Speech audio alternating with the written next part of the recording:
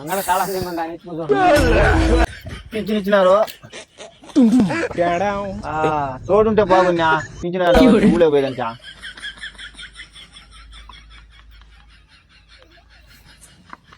ఏదో శాంతాబాయ్ శాంతాబాయ్ ఏ ఈ మధ్య మా ఇది కదా రావడం మానేసినావా పిల్లకాయ రానిస్తే కదా పిల్లకాయ వచ్చి పూజ చాలా రోజులైంది మాట్లాడా కూర్చో రాకుండా మానేసి నువ్వా పిల్లకాయ రాని కదా పింఛన్ 4,000 తీసుకున్నావంట సరే ఇంకేమైతే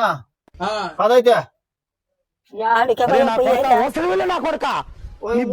చిల్లరగా